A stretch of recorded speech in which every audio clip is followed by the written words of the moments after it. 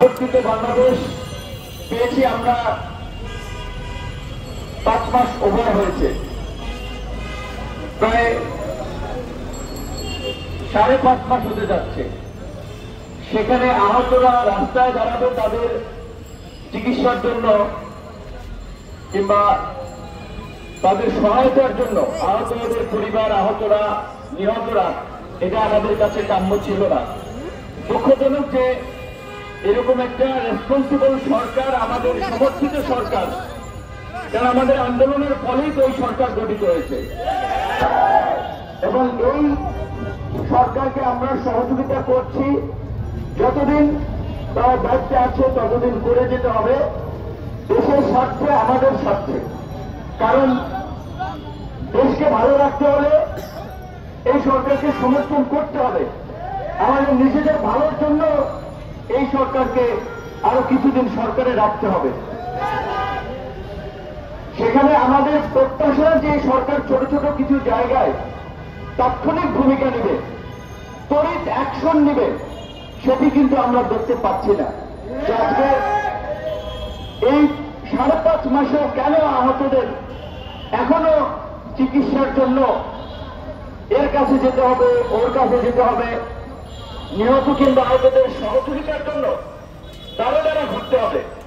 এবং সবচেয়ে দুঃখজনক যেই ছাত্র তরুণদেরকে নিয়ে সবাই অহংকার করে, গর্ব করে, আমাদের সেই ছাত্র তরুণরাই কিন্তু জুলাই ফাউন্ডেশনের পরিচালনার দায়িত্বে আছেন। তাহলে তাদের কাছে কেন আমলাতন্ত্রের জটিলতা থাকবে? তাদের পরিচালনার অফিসে কেন লাল ফিতার দৌরত্ব, যেটি সৌজন্য হয়ে বলেছেন যে কাগজ হারিয়ে যায়। এমনকি আমি শুনেছি যে সহযোগিতার মাত্রাটা বোধ হয় সর্বোচ্চ 5 লাখ টাকা। এখন এই জুলাই গণ অভ্যুত্থানে বিশেষ করে 18 জুলাই থেকে বিশেষ করে যে রাজনৈতিক দলসমূহের যে সর্বদলীয় গণমিছিলের কর্মসূচি, সেদিন থেকে তো নির্বিচারে গুলি চালানো শুরু হয়েছিল। এই প্রেস ক্লাবে, এই সেগুন বাগিচা, এই মৎস্য ভবন, ঢাকার বাইরে বিভিন্ন জায়গায় গুলিবিদ্ধ হয়ে মানুষ হসপিটালে চিকিৎসা নিতে সাহস করে নাই।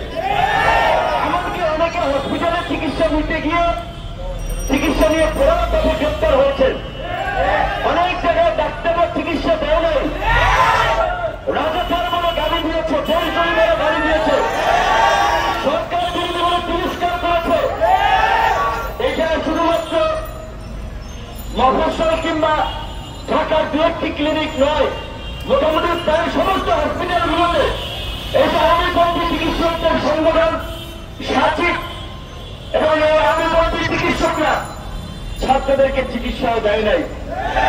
অনেকের পা কিংবা হাত পচে গেছে শুধুমাত্র চিকিৎসা জনিত অবহেলার কারণে।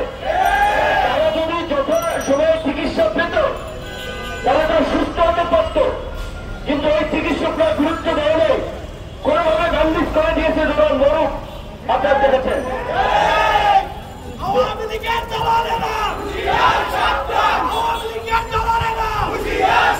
এই সরকারের বারবার আমরা বলেছিলাম, প্রথম এবং প্রধানতম কাজ হওয়া উচিত ছিল আহতদের খুঁজে খুঁজে বের করে সুচিকিৎসা নিশ্চিত করা, এবং তারা এতদিন যে ভালো চিকিৎসা নিয়েছে তার একটা ক্ষতিপূরণ দেওয়া।